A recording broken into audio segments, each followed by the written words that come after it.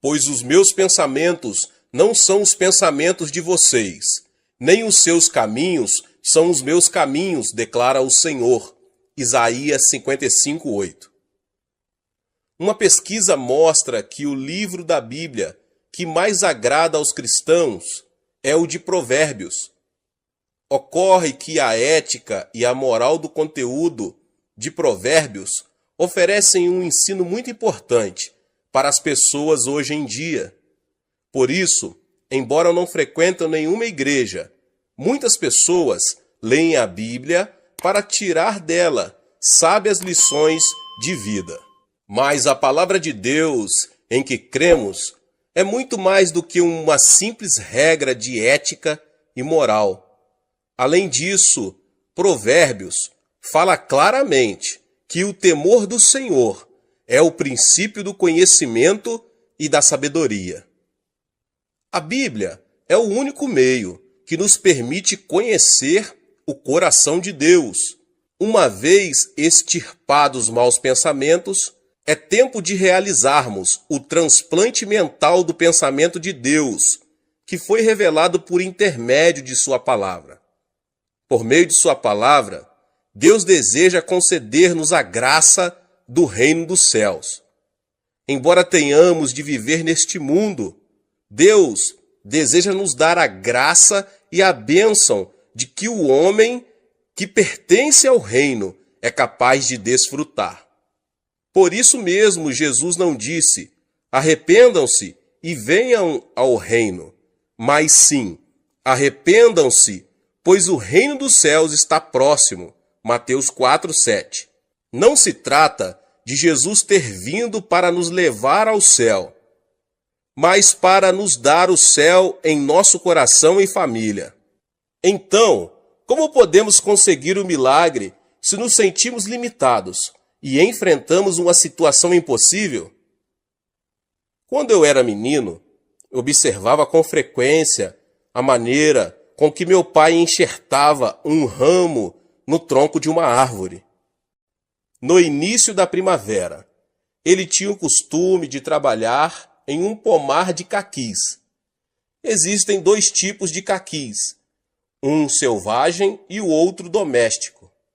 Os frutos são totalmente diferentes.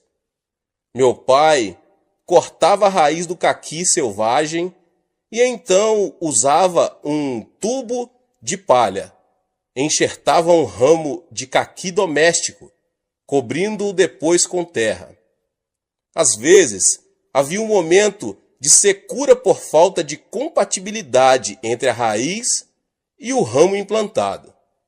Mas, uma vez superado o período de adaptação, de forma surpreendente, o pé de caqui selvagem dava frutos do caqui doméstico. Esse princípio da natureza nos ensina um princípio espiritual. Assim como o pé de caqui selvagem é capaz de produzir o fruto do caqui doméstico, nós também podemos ter os pensamentos de Deus e falar o que ele fala. Qual é o caminho para isso? Talvez seja a pergunta de muitas pessoas. O pensamento e o plano do homem produz consequências humanas. Se, no entanto, repelirmos o pensamento do homem e enxertarmos em nós o pensamento de Deus, talvez, inicialmente, passemos por um momento de turbulência, mas se superarmos o obstáculo, será possível pensar, agir e crer como filhos e filhas de Deus, e assim experimentar o milagre. Mas as pessoas se recusam a repelir o próprio pensamento, para se apegar à palavra de vida e promessa, porque o coração sofre e vai contra a própria experiência. Contudo, se abrirmos nosso coração para que a palavra de Deus brote em nós, tanto os planos como os pensamentos humanos se desfarão e seremos transformados pela palavra de Deus. Em 1973, quando organizei a 10ª Conferência Pentecostal, muitos pastores e novos convertidos do exterior aproximaram-se de mim perguntando: Pastor Cho, O Senhor deve ser um gênio. Como conseguiu construir uma igreja tão grande? Por que sua igreja cresceu tanto? Eu respondia simplesmente: não sou um gênio, pois um gênio jamais faria o que fiz. Então, como conseguiu isso? Com o pensamento do homem, não seria possível. Mas, se o pensamento de Deus se enraizasse no pensamento do homem, acontecem milagres surpreendentes. Deus disse muito claro que tudo é possível ao que crer. Marcos 9, 23. Logo que nos mudamos para Ioido, muitos me perguntaram: pastor, quantos membros da sua igreja deixaram de frequentá-la?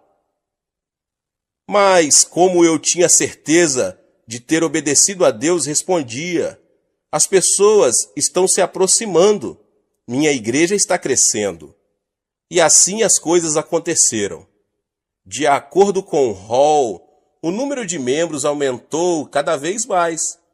De acordo com o pensamento do homem, as circunstâncias diziam que o número deveria ter diminuído.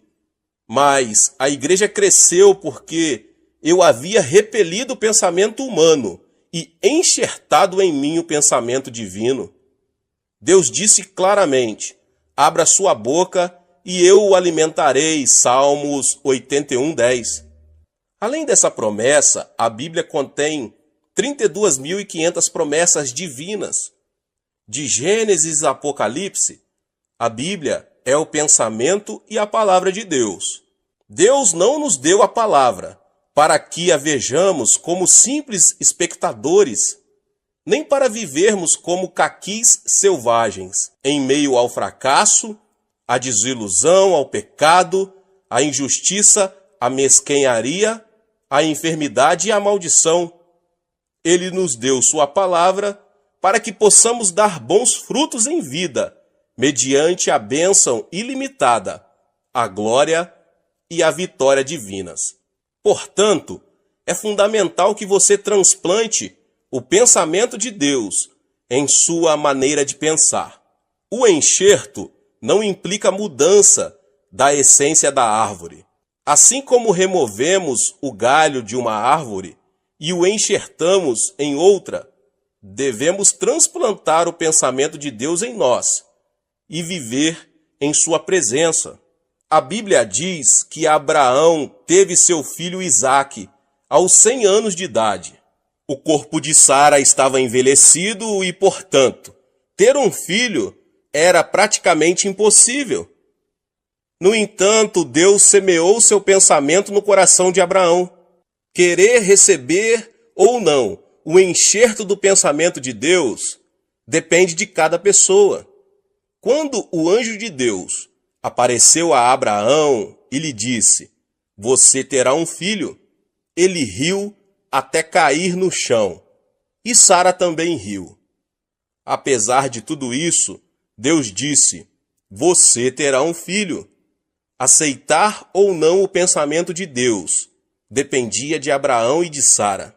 Abraão enxertou o pensamento de Deus no próprio pensamento. Então seus nomes foram trocados. Abrão converteu-se em Abraão, pai de muitos filhos. E Sarai passou a chamar-se Sara, princesa. Ao enxertar o pensamento de Deus, eles passaram a ser estranhos para os incrédulos. Como pode um homem de 100 anos pensar em ter um filho? Eles estão loucos. É completamente ilógico. No entanto, é assim que isso funciona. Está certo que, de acordo com o pensamento do homem, existem limitações. Mas quando a pessoa tem o pensamento de Deus enxertado em seu pensamento, ela pode agir, falar e pensar como Deus. Deus deu um filho a Sara aos 90 anos de idade. Esse é Isaque, que é considerado o pai de Israel. De acordo com a Bíblia, Moisés era filho adotivo da filha de Faraó, ou seja, o chefe do exército do Egito e futuro sucessor no trono. Contudo, tendo crescido fisicamente e intelectualmente, deu-se conta de que era israelita. Certo dia, ao observar que um egípcio estava espancando e maltratando um de seu povo, quis fazer justiça com as próprias mãos, matou o egípcio e o enterrou na terra. Ele quis salvar o povo de Israel por meio de uma revolução. No dia seguinte, ao ver dois israelitas brigando, perguntou: "Por que você está espancando seu companheiro?" O agressor replicou: "Quem o nomeou líder e juiz sobre nós? Você quer matar-me como matou o egípcio?" Quando a notícia chegou ao palácio real, o faraó ordenou a captura de Moisés. Imediatamente, este fugiu do Egito e foi para o deserto de Midian, tornando-se ali um genro de Jetro, o sacerdote. Passou o tempo e Moisés tornou-se velho. A Bíblia diz que ele morreu com a idade de 120 anos e que seus olhos e seu vigor não se tinham enfraquecido. Deuteronômio 34, 7. Certo dia, ao apacentar as ovelhas no monte Horebe, Moisés ouviu uma voz vinda dentre uma sarça que ardia, mas que não se queimava. E a voz dizia: "Moisés, tire as sandálias." E o Senhor continuou dizendo: "Eu o envio ao Egito, para que liberte o povo de Israel." Moisés não conseguia acreditar no que estava ouvindo de Deus. Por isso reagiu dizendo: "Ó Deus, rogo-te que envies outra pessoa. Eu tenho dificuldade para falar e estou muito velho para isso. Envia outro em meu lugar."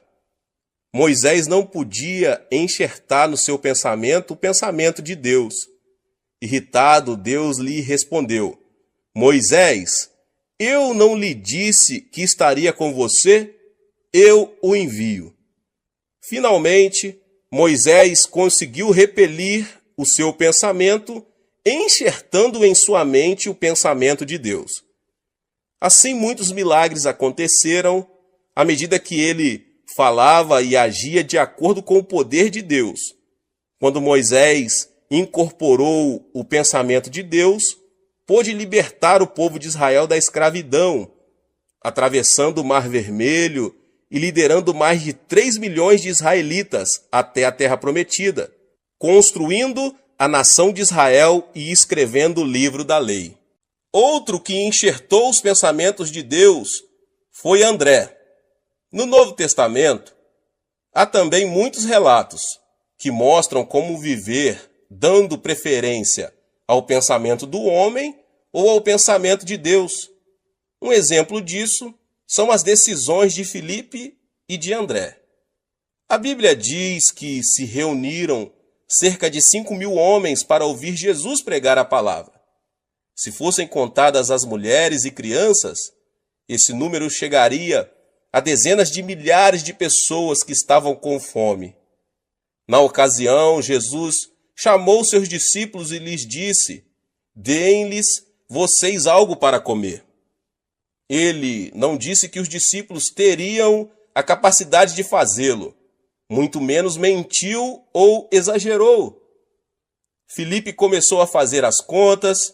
Quando obteve o resultado, chegou à conclusão de que não havia forma de alimentar uma quantidade tão grande de pessoas. Então aproximou-se de Jesus e disse: "Jesus, estamos no deserto, há muita gente. Mesmo que dermos a cada um uma quantidade pequena de pão, precisaremos de muito pão para dar de comer a todos." Essa atitude de Filipe mostra que ele não se havia apropriado da palavra de Jesus, pois este havia dito: "Deem-lhes vocês algo para comer." Recusou-se a implantar o pensamento de Deus no próprio pensamento, conhecimento e experiência.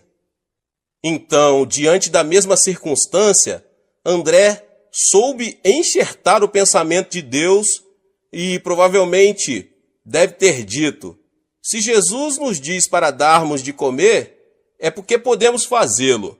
Jesus nunca teria dito para darmos de comer se não tivéssemos nada que lhes dar. Imediatamente, juntou toda a comida disponível, 5 pães e 2 peixes.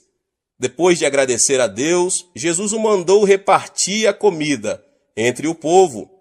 E todos comeram e se fartaram. E os discípulos recolheram ainda 12 cestos cheios de pedaços que haviam sobrado. O pensamento de Deus é salvar-nos do pecado, sarar-nos de toda doença e enfermidade e transformar o desespero em esperança, a morte em vida, o fracasso e a desilusão em vitória. Para isso, primeiro devemos enxertar em nossa vida a palavra de Deus. Não é fácil escolher o pensamento de Deus a fim de crer nele. Abraão também falhou nesse ponto. Embora cresce no plano de Deus, com base em sua palavra, que teria um filho, quando sua esposa lhe propôs ter esse filho por intermédio da escrava Agar, ele acedeu ao pensamento humano e fracassou diante de Deus. Assim nasceu Ismael, como sabemos. É extremamente difícil distinguir entre o próprio pensamento e o pensamento divino. É difícil obedecer a Deus. Há momentos em que não obedecemos por pensar que o pensamento de Deus é o nosso pensamento, ou por nos consolar imaginando que o pensamento é o pensamento de Deus. Abraão falhou em um princípio, mas decidiu aceitar novamente o pensamento de Deus em sua vida. Decidiu crer no pensamento de Deus, baseando-se no momento em que ele o tirou de sua tenda e o fez contar as estrelas do céu. O mesmo aconteceu com Sara. Ela decidiu aceitar o pensamento de Deus, mesmo sabendo que não poderia conceber e ter um filho. Tal como acontece com personagens da antiguidade, também recusamos-nos a aceitar o que Deus pensa por causa do conhecimento, da lógica e da experiência pessoal. Essa é a razão de ser tão custoso o processo de incorporação do pensamento de Deus em nossa vida. Não obstante, se alguém deixar que a promessa de Deus seja implantada e superar a turbulência da provação apegando-se a Deus, os milagres se manifestarão ininterruptamente. Portanto, não devemos considerar a Bíblia como um enfeite. Não devemos ser espectadores da palavra. Deixemos que ela seja enxertada em nossa vida. Então, experimentaremos o milagre de viver como Deus. Agora, o que fazer para desfrutar o céu em meu coração? Talvez seja a pergunta de muitos. O termo grego metanoia, que em português é traduzido por arrepender-se, significa mudar totalmente o pensamento do coração e a emoção. Ou seja, podemos deixar que o céu reine em nossa vida e família, se apenas mudarmos o rumo do nosso coração e a nossa maneira de pensar. Portanto, arrependa-se dos pensamentos negativos e cheios de frustração, pensamentos que o fazem retroceder, que dizem que tudo está acabado. Mude o rumo da emoção e da mente. Deixe que a palavra do Senhor cresça em você, e então o céu estará ao seu alcance. Jesus disse: cuidado que ninguém os engane. Marcos 13:5. O reino de Deus não vem de modo visível, nem se dirá: aqui está ele, ou lá está, porque o reino de Deus está entre ou dentro de vocês. Lucas 17:20 e 22.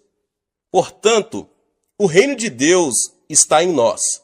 Opera nas circunstâncias que nos rodeiam e as transformam no reino dos céus. Certo homem estava caminhando e, de repente, viu alguns meninos que tiravam água suja para ser purificada. Ao levantar os olhos, viu que mais acima, naquele rio, havia um porco tomando banho. Obviamente, os meninos não sabiam que isso estava acontecendo. Então o homem lhes disse: Meninos, se vocês querem limpar a água, devem primeiro livrar-se do porco que está se banhando lá em cima no rio. Devemos agir da mesma forma nas circunstâncias que estivermos vivendo. No casamento, o amor se desvanece. Aparecem os conflitos familiares, os filhos seguem caminhos equivocados, as coisas não saem bem. O sofrimento e a enfermidade fazem que a nossa vida se encha de água suja. Tratamos de retirá-la de um poço, mas quando o fazemos, vemos que o outro poço se encheu de água suja e acabamos caindo na desilusão. Como podemos solucionar esse problema? A Bíblia diz, Provérbios 4:23, acima de tudo, guarde o seu coração, pois dele depende toda a sua vida. Devemos nos arrepender e mudar o rumo de nossa maneira de pensar negativa e destrutiva e incorporar o pensamento de Deus e a palavra de Deus em nosso coração, para que o pensamento divino reine em nossa vida e transborde, transformando todo o ambiente no reino dos céus. Podemos experimentar o milagre se tão somente implantarmos a palavra de Deus em nosso coração. Toda palavra que sai da boca de Deus não volta vazia, mas cumpre o propósito com que foi enviada. Isaías 55 diz isso. Portanto, leia e estude a Bíblia, por mais que o seu intelecto duvide dessa verdade. Apegue-se à palavra de Deus que diz: tudo é possível ao que crer. Marcos 9:23. Se você precisa de cura divina, confesse. Pelas suas feridas fomos curados. Isaías 53:5. E desfrute de saúde física. Se você precisa que Deus o faça prosperar, deixe que seja enxertada em seu coração a palavra que diz: tragam o dízimo todo e vejam se não vou abrir as comportas dos céus e derramar sobre vocês tantas bênçãos que nem terão onde guardá-las. Malaquias 3:10. Acrescente o pensamento de Deus mediante a palavra dele, que permitirá que em sua vida sejam produzidos muitos frutos de felicidade em nome de Jesus. Deus abençoe a vida de cada um que ouviu essa palavra. Talvez você chegou aqui pela primeira vez e ainda não é inscrito no canal. Se inscreva aqui no canal, ative o sininho das notificações e todos os dias são postados vídeos abençoados aqui no canal para te abençoar. Não esqueça de deixar o seu like e de compartilhar este vídeo, esta palavra, com os seus contatos, com as pessoas que você mais ama. Nos vemos nos próximos vídeos. Deus abençoe. Amém. Olá, meus irmãos e irmãs.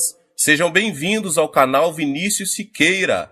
E se você ainda não é inscrito aqui no canal, se inscreva aqui no canal e não esqueça de ativar o sininho das notificações. Todos os dias são postados vídeos abençoados aqui no canal para te abençoar. Vamos a mais uma palavra do Senhor. Que o ímpio abandone o seu caminho e o homem mau os seus pensamentos. Volte-se ele para o Senhor, que terá misericórdia dele. Volte-se para o nosso Deus, pois ele dá de bom grado o seu perdão. Isaías 55:7. Quando uma pessoa sofre um dano cerebral, parte de seu cérebro ou a totalidade dele passa a ficar paralisada, incapacitada. A medicina tem feito avanços enormes, chegando a remover nódulos no cérebro e preservando não somente a vida, como também impedindo a paralisia parcial ou total.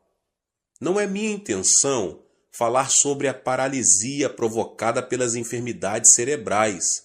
Desejo referir-me às enfermidades mentais invisíveis aos olhos, como os maus pensamentos e a filosofia de vida negativa, que nos tornam incapacitados pelo fracasso e pela frustração, que nos impedem de desfrutar a vida feliz que Deus nos oferece.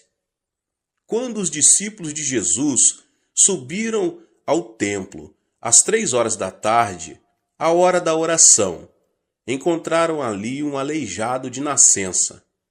Pedro, olhando-o nos olhos, disse: Não tenho prata nem ouro, mas o que tenho, isso lhe dou. Em nome de Jesus Cristo, o Nazareno, ande. Atos 3, 6.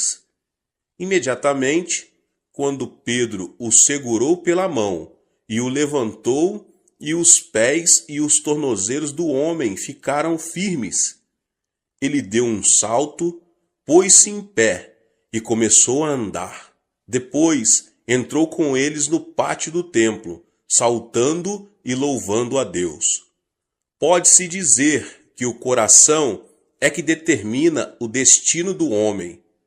Por essa razão, o sábio diz em Provérbios 4:23, acima de tudo, guarde o seu coração, pois dele depende toda a sua vida. E Jesus, em Mateus 8:13, diz, como você creu, assim lhe acontecerá. O que significa isso? Quer dizer que a mente é a origem do estilo de vida e a vida é o resultado daquilo que pensamos. Devemos eliminar de nosso cérebro o nódulo que nos leva à destruição ou à paralisia total ou parcial. A fim de experimentarmos o poder de Deus, quero agora apresentar 6 elementos que impedem que o poder divino haja em nós, os quais devem ser extirpados. O primeiro elemento é a ansiedade. Pode-se dizer que alguém que vive ansioso perde a felicidade na vida. Quando uma pessoa ansiosa chega a casa, os integrantes da família tornam-se intranquilos por causa de suas queixas e murmurações. Assim também, a pessoa ansiosa é incapaz de difundir paz na sociedade. Esse tipo de gente provoca reação de agitação em cadeia. Segundo estudo do médico Dr. Walter Clemente Albertis, especialista em gastroenterite do reconhecido Hospital Mayo, a causa de todo tipo de doença é a ansiedade. Isso significa que a ansiedade destrói a saúde física, além de destruir a felicidade do coração. Qual é a causa da ansiedade? Apresento aqui 2 de suas origens. A primeira origem da ansiedade, as circunstâncias produzem ansiedade. Quando uma pessoa sente-se incapaz de enfrentar uma situação, torna-se ansiosa.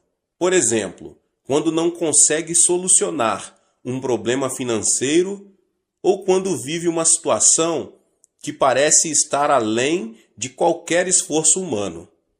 Certo dia, Jesus entrou num barco e disse a seus discípulos que passassem para o outro lado.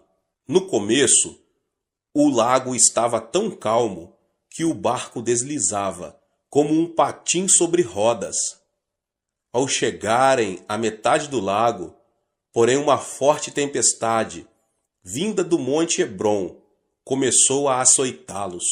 A embarcação estava prestes a ser inundada, de modo que, em vão, os discípulos tentavam tirar a água de dentro dela.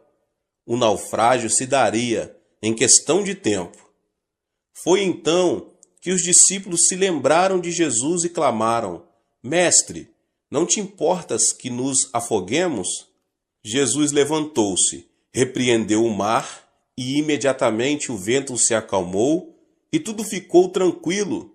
Olhando os discípulos nos olhos, ele disse: Por que vocês têm tanto medo? Ainda não têm fé? Observe que Jesus não disse: Vocês não têm fé. Isso se deve ao fato de que toda pessoa tem fé, de acordo com a medida que Deus lhe deu. O fundamento da fé dos discípulos, entretanto, eram as circunstâncias, os sentimentos e a emoção. Eles tinham fé somente quando tudo estava calmo. Ao terem a vida ameaçada por uma tempestade, sua fé transformou-se em dúvida, criando uma nuvem de ansiedade no coração. Portanto, devemos repelir os pensamentos oriundos das circunstâncias e as emoções da terceira dimensão, a fim de aceitar os pensamentos de Deus, os da quarta dimensão. Quando viram a tempestade e as ondas, os discípulos fracassaram em aceitar o pensamento de Deus, apesar de terem ouvido o Senhor dizer que queria passar para o outro lado do lago. Seus fundamentos de fé não eram a palavra de Deus da quarta dimensão, e sim as circunstâncias e as emoções da terceira dimensão. Foi por isso que o Senhor lhes perguntou: onde está a sua fé? A palavra de Deus permanece para sempre e jamais muda. Apegar-se firmemente à palavra de Deus não é outra coisa senão aceitar o pensamento de Deus. Portanto, apesar das circunstâncias, se o fundamento do nosso coração é a palavra de Deus, mediante a fé, podemos estar livres de nossa ansiedade e preocupação. A segunda origem da ansiedade é que o pecado produz ansiedade. Quando peca, a pessoa torna-se ansiosa, porque perde a confiança diante de Deus. O pecado separa o homem de Deus. Quando Adão e Eva pecaram, não puderam permanecer diante dele. Gênesis 3:10 diz: ouvi teus passos no jardim, e fiquei com medo, porque estava nu. Por isso me escondi. Qual foi a causa do medo? O pecado, sem dúvida. Ao comer do fruto da árvore proibida, Adão e Eva souberam que estavam nus e tiveram medo. Por isso não puderam apresentar-se diante de Deus. Da mesma forma, o homem que comete pecado não tem paz. As Escrituras dizem: não há paz alguma para os ímpios, Isaías 48:22. Portanto, a consequência do pecado é a ansiedade. Se uma pessoa se sente ansiosa ao sentar-se e ao levantar-se, sua vida será uma ruína. Não obstante, se alguém se aproxima do Senhor e confessa todos os seus pecados, estes se tornam brancos como a neve, ainda que tenham sido como o escarlate. Não se trata de mudar as circunstâncias para que possamos desfrutar paz. Jesus disse: nesse mundo vocês terão aflições. Contudo, tenham ânimo, eu venci o mundo. João 16:33. E o apóstolo João declara: porque aquele que está em vocês é maior do que aquele que está no mundo. 1 João 4:4.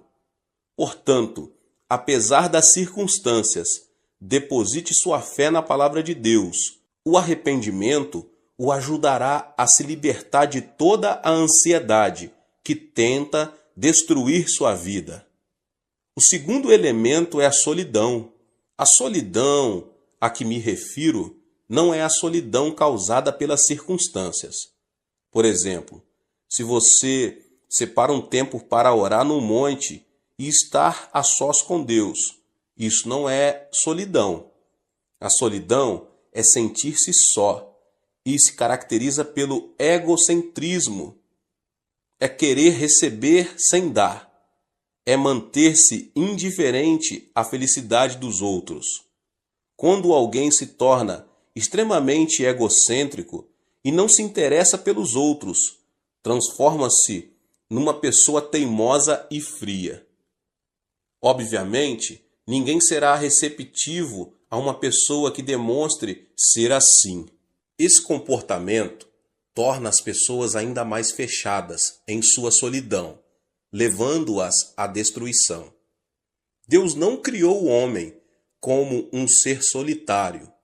Em Gênesis 2, 18 e 24, o Senhor fala: Não é bom que o homem esteja só. Farei para ele alguém que o auxilie e lhe corresponda. Por essa razão, o homem deixará pai e mãe e se unirá à sua mulher, e eles se tornarão uma só carne. O homem nasce de duas pessoas. No idioma chinês, a palavra homem é representada por caracteres formados por dois traços que se apoiam entre si. Ou seja, são duas pessoas que formam uma unidade. Por isso Jesus orou ao Pai, dizendo: Pai nosso que estás nos céus. Não é o plano de Deus que o homem esteja só. Até mesmo na natureza de pregar o Evangelho, Jesus enviou os seus discípulos em duplas. O apóstolo Paulo sempre esteve acompanhado de Barnabé. Depois de uma discussão entre eles, Paulo juntou-se a Silas e Barnabé a João Marcos. Portanto, quem se considera santo e justo e gosta de estar sozinho, não é um santo verdadeiro. Nada mais é do que um egoísta. Temos de desfazer a solidão do nosso coração, que nada mais faz senão destruir a nossa vida. Agora, o terceiro elemento é a indecisão. A fé sem obras é morta. Quando alguém duvida e vacila entre uma e outra coisa, denota ser uma pessoa indecisa. E uma pessoa indecisa caracteriza-se pela falta de responsabilidade e receio, o fracasso e o erro.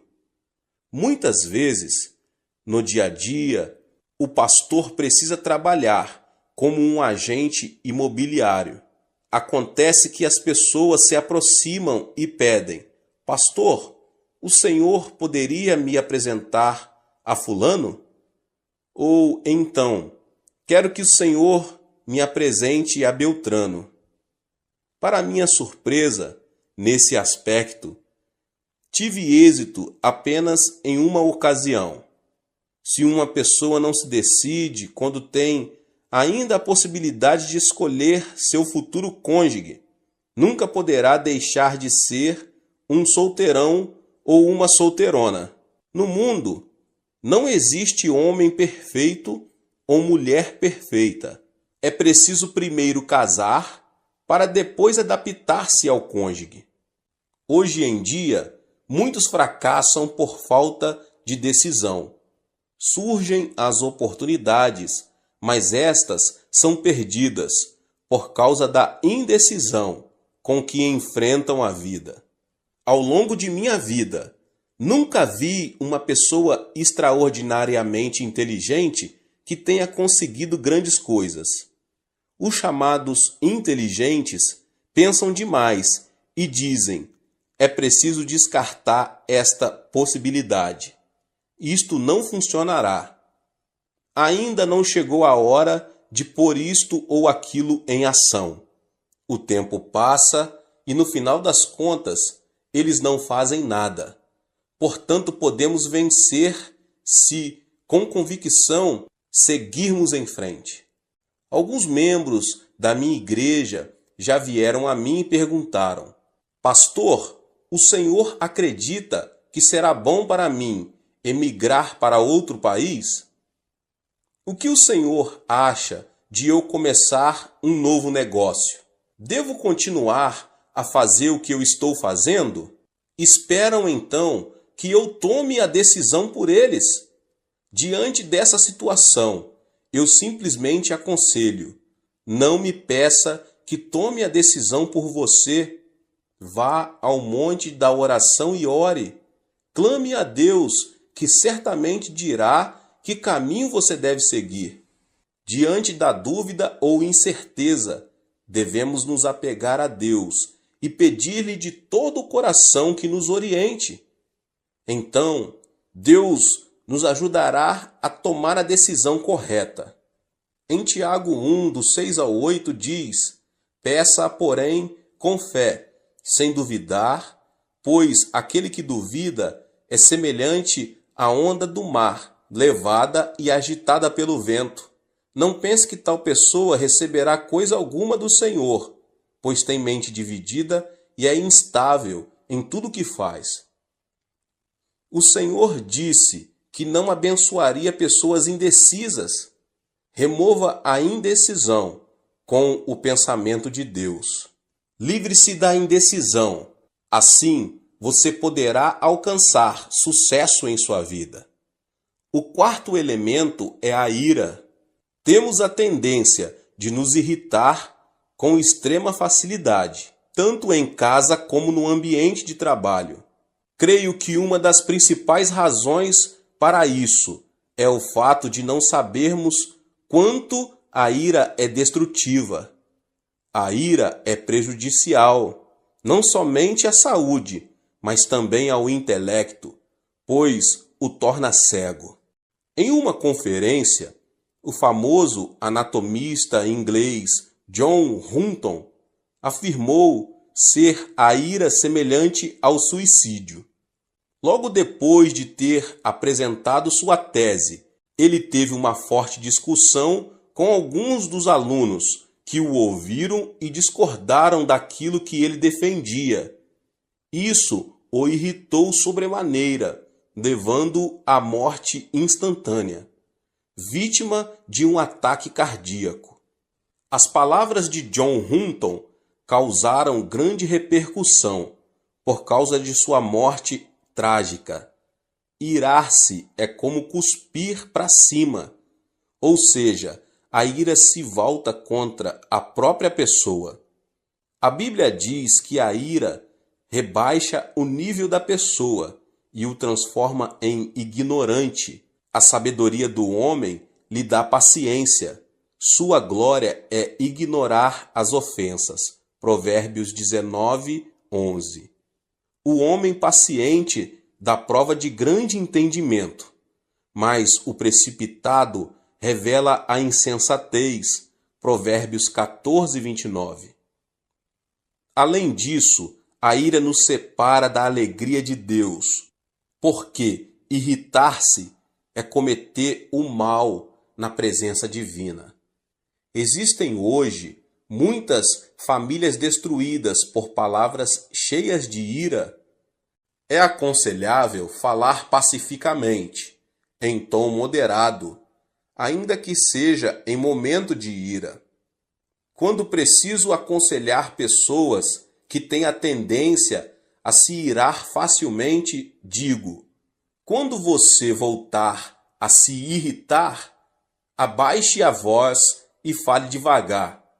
Se a sua esposa cometeu um erro grave, não levante a voz dizendo: querida, porque isso o levará a irar-se ainda mais. Fale em tom baixo e suave: querida. Qualquer pessoa tem a experiência de se ter irritado e depois de algum tempo arrepender-se de haver agido dessa forma. A ira destrói tudo. A ira não traz benefício nenhum à sua vida. Precisamos aprender a preservar e desfazer a ira que nos leva à destruição, e então nos será concedida uma nova manhã. O quinto elemento é a frustração. A pessoa que fracassa e tem pensamentos negativos, que fala de forma negativa e age de maneira negativa, é definitivamente alguém cheio de frustração. Uma pessoa frustrada não vive criativamente, não passa de um pessimista e tem uma autoimagem de desalento e fracasso. No idioma coreano, temos certas expressões negativas que são espontâneas. Dizemos com frequência: morro de, e o pior é que dizemos várias vezes ao dia, e isso mata a alma. Morro de fome, comi até explodir. Morro de felicidade, morro de desânimo, morro por causa da sujeira que existe aqui. Morro de calor, morro de frio. É tão lindo que quero morrer. Pergunta-me se o aprecio tanto, por que quer morrer? E não é só isso.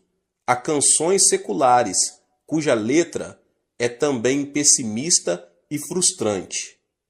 Deus não nos abençoará se vivermos chorando e pronunciando palavras negativas.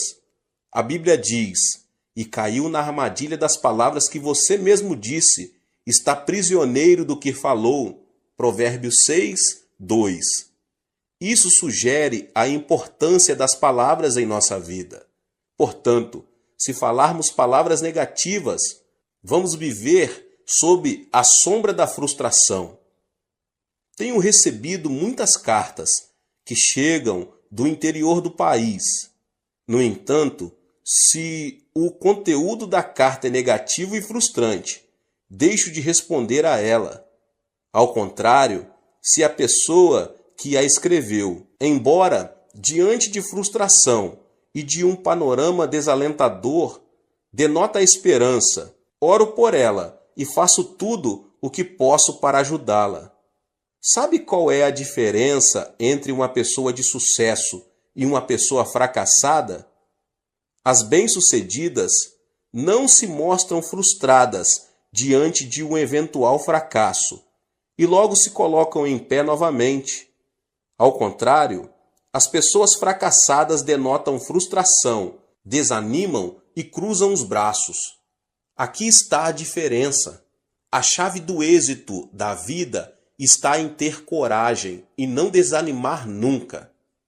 Aos 70 anos, com uma dívida de milhares de dólares, o coronel Sanders foi à falência. Ficou tão abalado que foi internado num hospital. Mesmo assim, não conseguia conciliar o sono. Certo dia, bem de madrugada, ouviu um hino que dizia: não esmoreças, Deus te protege. Descansa sob suas asas, Deus te protege. Como um sonâmbulo, dirigiu-se ao lugar de onde vinha o cântico. O hino vinha de uma pequena igreja. Ao entrar, encontrou uma senhora idosa que cantava o hino, curvada diante do altar. A voz daquela senhora parecia a voz de um anjo. No mesmo instante, ele se arrependeu e entregou sua vida ao Senhor. Repentinamente, sentiu uma grande paz. A paz que só desfrutam as pessoas que caminham com o Senhor. Antes de entrar em falência, Sanders era o dono de uma empresa. Decidiu esquecer seu passado e começar tudo de novo como cartonador. Não foi nada fácil. Entretanto, ele superou a adversidade, confiou no Senhor e, sob a orientação do Espírito Santo, começou a vender frango frito. Hoje, ele é um milionário conhecido em todo o mundo. Esta é a história de Sanders Chicken, mais conhecido como KFC. Assim também, devemos nos livrar da frustração que nos leva ao fracasso. E o sexto e último elemento é o autoabandono. Atualmente, as histórias de criminosos se têm transformado em filmes. A história de Shi Kang-hun, que conseguiu fugir da cadeia com um grupo de colegas, está numa tela gigante, sob o título Holiday. Esse tipo de material cinematográfico tem o mérito de nos ajudar a ver a sociedade de outro ponto de vista. Mas a filosofia de vida, o que tiver de ser será, dos protagonistas não é nada edificante. Faz alguns anos que Yu Yong assassinou 26 pessoas no espaço de 10 meses, o que causou um grande horror à sociedade coreana. Ele perdeu o pai num acidente de trânsito, quando ainda era menino, e a pobreza fez que esse homem visse a vida de forma tenebrosa. Depois de várias prisões, e quando sua esposa não suportou mais a situação e decidiu divorciar-se, ele abandonou tudo e transformou-se num assassino. Essa é uma história trágica da consciência do autoabandono. Conheço uma família em que o esposo é formado pela Faculdade de Medicina da Universidade de Tóquio e agora é professor de uma faculdade na Califórnia. Sua esposa é também profissional. Não obstante, uma pequena diferença de opiniões os separou emocionalmente. Ao final, acabaram sendo vencidos. O esposo começou a delirar e pensava que a esposa o queria assassinar. Por isso, dormia com uma faca à sua cabeceira. Você pode imaginar uma mulher dormindo tranquila ao lado de um homem que tem uma faca à sua cabeceira? Por isso, a mulher ficou louca. Graças a Deus, a mensagem foi transmitida por meu intermédio e eles aceitaram Jesus como seu Senhor, saíram do autoabandono e finalmente recuperaram a estabilidade familiar. Devemos nos livrar do veneno do autoabandono que destrói a nossa vida. Gênesis 2,15 narra: o Senhor Deus colocou o homem no jardim do Éden para cuidar dele e cultivá-lo. O jardim do Éden não é outra coisa senão o nosso coração. Na antiguidade, a fonte de vida encontrava-se no Éden, mas na atualidade, a fonte de vida se encontra no coração. O Deus que disse ao homem para cuidar do Éden, hoje nos manda cuidar do nosso coração. É necessário que os nossos pensamentos se fundamentem na palavra de Deus, para que o nosso coração seja preservado. Ou seja, o sucesso e o fracasso não dependem do destino. Podemos ser felizes se, mediante o pensamento de Deus, conseguirmos extirpar os 6 tumores do coração, a saber, a ansiedade, a solidão, a indecisão, a ira, a frustração e o autoabandono. Que você possa ter força no Senhor, na palavra de Deus, na oração, conseguir retirar da sua vida, em nome de Jesus Cristo, tudo que atrapalha o poder de Deus, o poder divino de atuar na sua vida. Deus abençoe a vida de cada um dos irmãos que ouviram essa palavra, do pastor David Puyong Cho. Se você ainda não é inscrito aqui no canal, se inscreva no canal, ative o sininho das notificações para você não perder nenhum vídeo que são postados aqui todos os dias.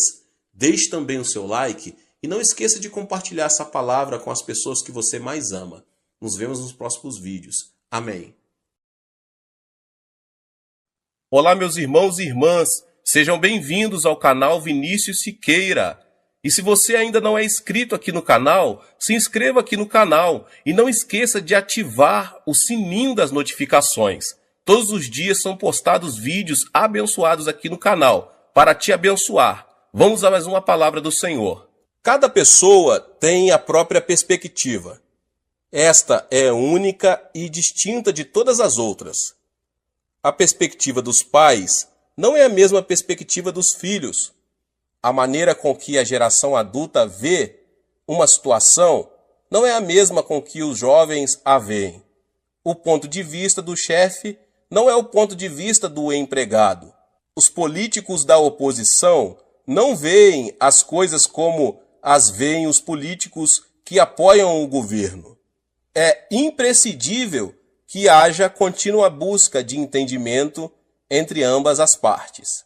Mas existe uma diferença maior de perspectivas. Trata-se do ponto de vista do homem e do ponto de vista de Deus. A Bíblia explica isso da seguinte forma. Isaías 55, 8, 9 diz: pois os meus pensamentos não são os pensamentos de vocês, nem os seus caminhos são os meus caminhos, declara o Senhor. Assim como os céus são mais altos do que a terra, também os meus caminhos são mais altos do que os seus caminhos, e os meus pensamentos são mais altos que os seus pensamentos. É praticamente inevitável o conflito entre o ponto de vista de Deus e o ponto de vista do homem. Apesar disso, se como homens que somos repelirmos o nosso pensamento e escolhermos o pensamento de Deus, poderemos alcançar vitória genuína na vida cristã. O pensamento de Deus é um caminho de verdade e vida, o qual devemos seguir. Ele se torna um mapa capaz de indicar onde se encontra a felicidade e de mostrar o leme que nos guia até onde temos de chegar. Um bom exemplo disso é a vida de Abraão. Se você tem o pensamento de Deus, pode começar a sonhar. A vida de Abraão passou por uma drástica mudança de rumo, quando ele tinha 75 anos de idade. Essa é uma idade quando a pessoa precisa fazer uma avaliação da sua vida, refletindo sobre a maneira em que viveu, e deve pensar a respeito da morte. Em outras palavras, é a idade menos indicada para um novo começo. Mas Deus chamou Abraão e ordenou-lhe que começasse tudo de novo. A Bíblia esclarece isso da seguinte forma em Gênesis 12, 1 e 2 e 3. Então o Senhor disse a Abraão: saia da sua terra, do meio de seus parentes e da casa de seu pai, e vá para a terra que eu lhe mostrarei. Farei de você um grande povo e o abençoarei. Tornarei famoso o seu nome e você será uma bênção. Abençoarei os que o abençoarem e amaldiçoarei os que o amaldiçoarem. E por meio de você, todos os povos da terra serão abençoados. Depois de receber essa palavra de Deus, Abraão passou a ver a vida por outra perspectiva. O Senhor lhe havia mostrado não ser aquele o momento de abandonar o sonho, mas de concebê-lo, o tempo de começar uma nova vida. Ele prometeu a Abraão que as obras da fé o acompanhariam. Assim como uma flor desabrocha quando recupera a vitalidade, Abraão recuperou vida aos 75 anos de idade. Contudo, ele não pôde evitar um conflito interior. Certamente pensou: será que tudo isso está certo? Isso é possível sob o ponto de vista humano? Se eu obedecer a Deus pela fé, as pessoas não me poderão considerar um louco? Abraão se viu diante de um conflito: ver as coisas como Deus as vê e começar uma nova aventura, ou ver o mundo como o homem vê e permanecer no mesmo lugar. Afinal, Abraão tomou a decisão de ver as coisas como Deus as vê. Embora seus olhos não vissem coisa nenhuma, seus ouvidos não percebessem nada e suas mãos não tocassem em nenhum objeto, Abraão decidiu ver seu destino e as circunstâncias como Deus as via. Assim começou sua vida de fé. E o que é fé? Fé é abandonar o ponto de vista do homem e dar preferência ao ponto de vista de Deus. Portanto, podemos desenvolver nossa fé quando decidimos ver com a perspectiva de Deus e começar uma vida nova. Abraão mudou o rumo de sua vida mediante a fé. É preciso ter sabedoria para fazer distinção entre o ponto de vista do homem e o ponto de vista de Deus. Se virmos como o homem vê, viveremos como homens. Se, no entanto, virmos como Deus vê e agirmos pela fé, viveremos pelo poder de Deus. Certo dia em que havia densa neblina, um navio estava detido, impossibilitado de partir. O comandante esperava ansiosamente que a neblina se dissipasse. Um senhor aproximou-se dele e disse: "Eu sou da Inglaterra e preciso ir a Quebec, no Canadá, ainda hoje, porque no sábado tenho de pregar num culto evangelístico. Vamos já, comandante." O comandante, surpreso com estas palavras, pensou: pela aparência, esse homem seria uma pessoa normal, mas pela maneira de falar deve ser um louco, e disse: "Ouça, por acaso o senhor não vê a neblina? Como vou sair do porto com uma neblina dessa?" O homem respondeu: Certamente que eu vejo a neblina, mas vejo também a mão de Deus retirando a neblina. Por acaso o Senhor não vê a mão de Deus? Quando o comandante pensou estar diante de um louco, o homem o tomou pela mão, levou-o à força ao seu camarote e disse: sirvo ao Senhor durante 57 anos e o tenho visto todos os dias em oração. Deus nunca falhou. Vou orar e o Senhor verá a neblina se desvanecer. Vamos orar juntos. O comandante entrou no camarote, mas fez declarações que demonstravam falta de fé. Não diga tolices. Por acaso não vê a neblina? Onde está Deus? As palavras do comandante vinham do senso comum. De repente, George Miller dobrou os joelhos e orou: Deus, Criador dos céus e da terra, eu vim da Inglaterra e preciso ir a Quebec para pregar a tua palavra. Portanto, faze que o navio parta agora mesmo. Assim que terminou a oração, disse ao comandante: ligue o motor do navio. O Senhor acredita que a oração fará melhorar as condições do tempo? Não diga tolices. George Miller respondeu: abra a janela. E o milagre aconteceu. Naquele curto espaço de tempo, a neblina havia desaparecido e o sol estava brilhando. O comandante não conseguia acreditar. Ele havia visto a neblina, mas George Miller havia visto Deus. Se você tem o pensamento de Deus, pode obedecer sem reservas. Assim que ouviram a palavra de Deus, Abraão e sua esposa partiram em direção a Canaã com tudo o que tinham, junto com seu sobrinho Ló e seus servos. Tratava-se de uma migração com toda a família. Ao chegar a Canaã, tiveram de enfrentar uma situação difícil. A terra estava passando por um período de estiagem e não havia água nem comida. A família clamava por comida e seus animais desfaleciam por falta de alimentação apropriada. Diante das circunstâncias adversas, Abraão decidiu ver as coisas pela perspectiva humana. Buscando a sobrevivência, foi para o Egito, a terra do pecado, junto com seu sobrinho Ló. Ali, com o propósito de preservar sua vida, fez que a esposa dissesse que era sua irmã. Não é assim que o homem vê as coisas? Reconhecendo as adversidades, Abraão abandonou a perspectiva de Deus e preferiu a perspectiva do homem. Mas Deus observava as circunstâncias por outro ponto de vista.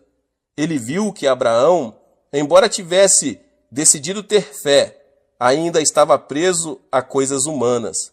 Foi por isso que Abraão não lhe obedecera sem reservas. Deus lhe havia dito que saísse de sua terra e do meio de seus parentes. Mas Abraão partira com todos os seus bens e seu sobrinho Ló. Esse foi o motivo pelo qual Deus permitiu a estiagem. Do ponto de vista de Deus, Abraão não desenvolvera uma fé completa. Ele havia deixado a terra, mas somente no aspecto físico. Em outras palavras, ele não obedecera plenamente a Deus. Por isso, para que se arrependesse, Deus permitiu a estiagem.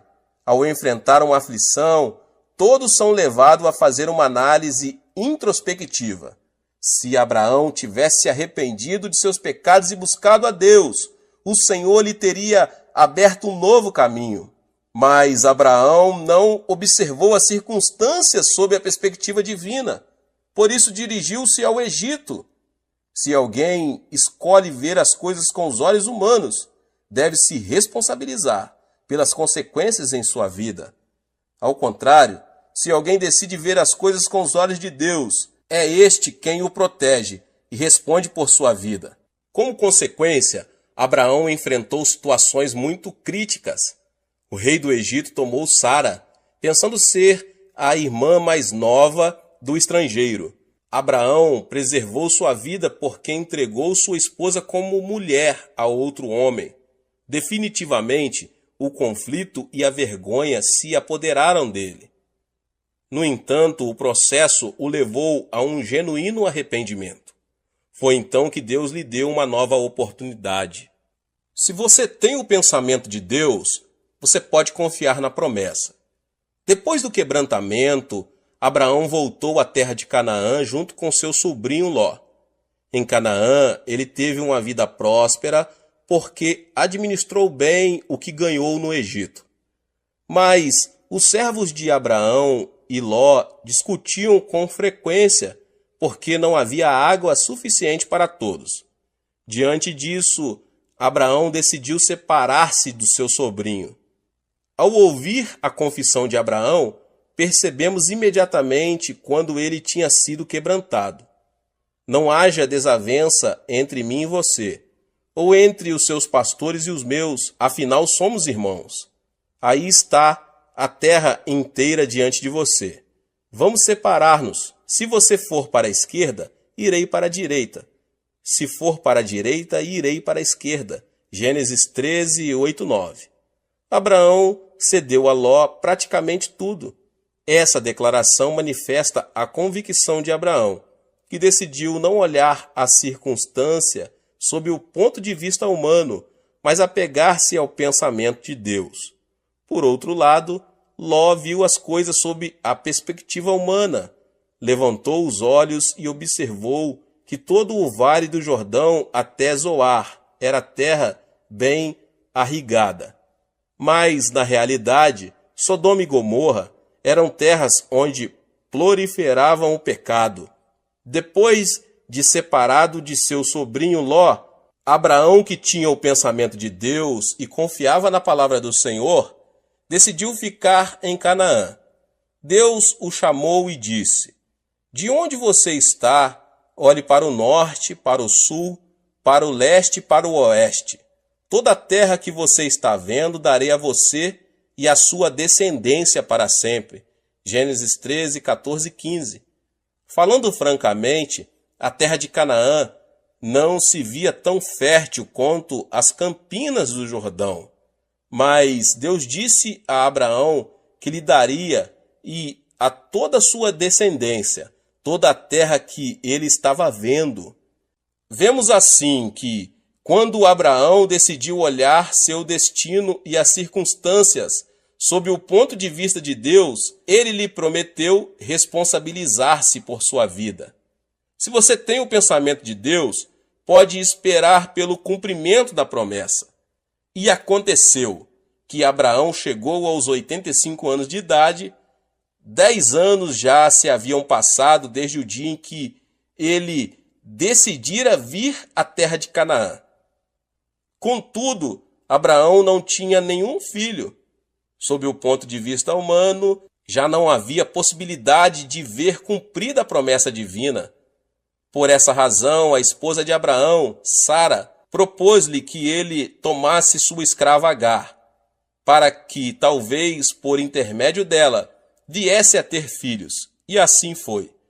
Abraão, que até aquele momento estava crendo e esperando na palavra de Deus, começou a olhar com os olhos do homem e, consequentemente, tomou sua escrava como mulher. Pouco tempo antes, porém, Deus lhe havia dito: "Não tenha medo, Abrão, eu sou o seu escudo. Grande será a sua recompensa." Gênesis 15, 5. Mas Abraão enfatizou o fato de não ter um filho, dizendo: "Ó soberano Senhor, que me darás, se continuo sem filhos e o herdeiro do que possuo é Eliezer de Damasco? Tu não me deste filho algum. Um servo de minha casa será o meu herdeiro." Gênesis 15, 2 e 3. Mas esse pensamento era do homem, porque o pensamento de Deus era diferente. Depois de lhe dizer: "Seu herdeiro não será esse. Um filho gerado por você mesmo será o seu herdeiro."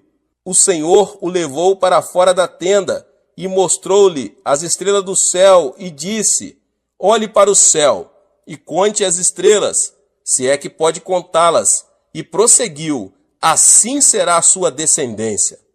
Da mesma forma, existe uma grande diferença entre o ponto de vista do homem e o ponto de vista de Deus. O ponto de vista de Deus era que, embora Sara fosse anciã, o milagre ocorreria e Abraão teria tantos filhos como as estrelas do céu. O ponto de vista do homem, porém, era que Sara não podia mais ter filhos. Abraão, que uma vez fracassara por ter escolhido olhar as coisas como o homem as vê, voltara a se equivocar, somente pelo fato de não ter algo que pudesse ser visto imediatamente. Foi por isso que Abraão possuiu Agar e com ela teve Ismael. Mas Deus não aceitou Ismael. Se Abraão não tivesse gerado Ismael, o conflito entre judeus e árabes não existiria. De certo modo, ele voltou a fracassar por haver escolhido o ponto de vista do homem.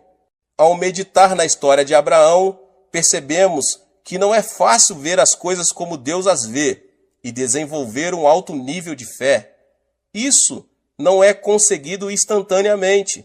Existe nisso um processo de perseverança. Hoje em dia, muitos cristãos confessam: Deus, eu creio somente em tua palavra. Seguirei este caminho pela fé.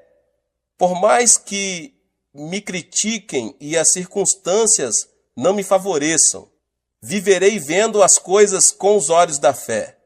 Mas quando as circunstâncias se apresentam negativas, esses mesmos cristãos dão um passo atrás e dizem: não posso, creio ser melhor fazer o que penso. Se continuar assim, certamente fracassarei. No entanto, quando retrocede, o homem cai num abismo de desespero e fica muito ferido. É nesse momento que se lembra da palavra de Deus, arrepende-se e volta-se para ele. Consideramos Abraão o pai da fé. Contudo, ele não se transformou em pai da fé desde o princípio. Abraão precisou ajustar sua visão constantemente. Foi por meio desse processo que ele aprendeu a repelir a obstinação e a mesquinharia do homem, obedecendo à vontade de Deus. Se você tem o pensamento de Deus, pode crer no sobrenatural.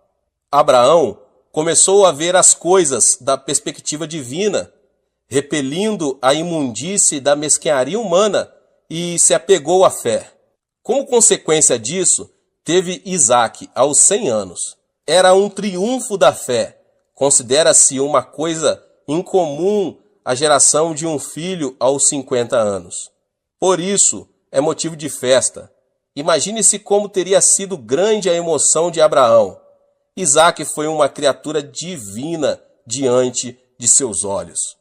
Para Abraão, Isaque era sua vida, seu herdeiro, sua alegria e sua felicidade. Cada vez que olhava para ele, descobria o sentido da vida. Entretanto, Isaque passou a se converter gradualmente em um ídolo para Abraão. Embora este não o visse dessa maneira, Deus via Isaque de uma forma, Abraão o via de outra forma. Ou seja, havia uma grande diferença entre os dois pontos de vista, o ponto de vista de Deus e o ponto de vista de Abraão. Certo dia, Deus ordenou a Abraão: tome seu filho, seu único filho, Isaque, a quem você ama, e vá para a terra de Moriá. Sacrifique-o ali como holocausto num dos montes que lhe indicarei. Abraão ficou perplexo. Pensava que Deus abençoaria Isaque e prolongaria seus dias de vida aqui na terra. Esse não deixava de ser o pensamento do homem.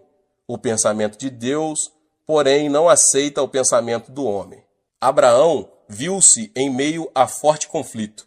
Ele sabia que Deus estava falando sério e pensou: se Deus quer, eu tenho de obedecer. Não devia ser fácil oferecer o único filho amado como holocausto, ou seja, queimá-lo no fogo. A luta interior de Abraão continuou. Provavelmente, ele até pensou em desobedecer a Deus e viver feliz com seu filho. Todavia, também não podia desobedecer à ordem divina. Chegou o momento de escolher o pensamento do homem ou o pensamento de Deus? Finalmente, Abraão decidiu-se pelo pensamento de Deus. Lembrou-se da palavra que dizia ser Isaque o herdeiro e creu que Deus tinha preparado um plano. É certo que, para chegar a esse ponto, Abraão passou por uma grande turbulência.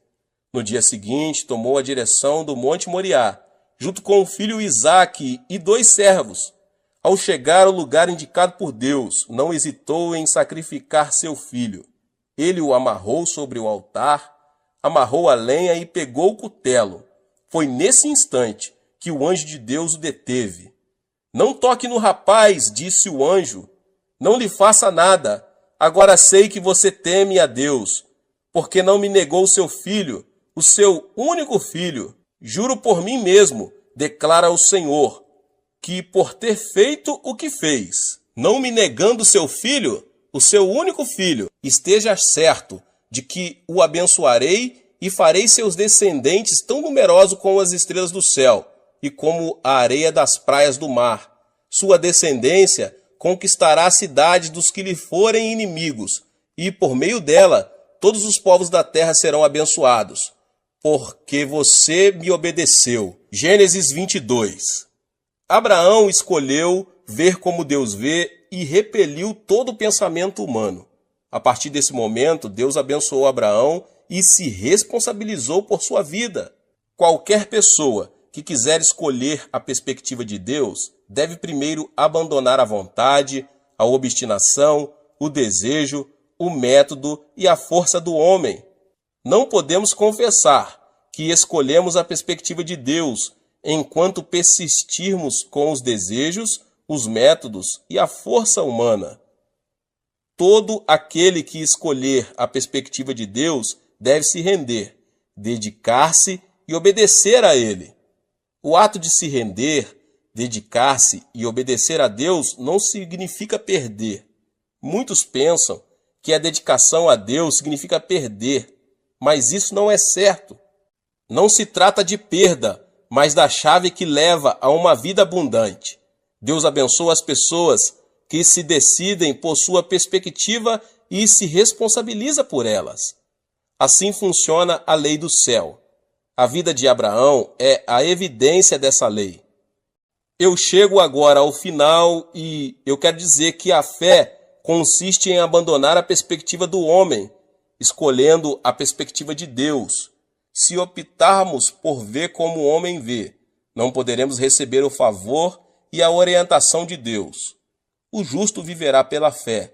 O que significa viver pela fé? Significa abandonar a perspectiva do homem e escolher a perspectiva de Deus, vivendo como a Bíblia ordena.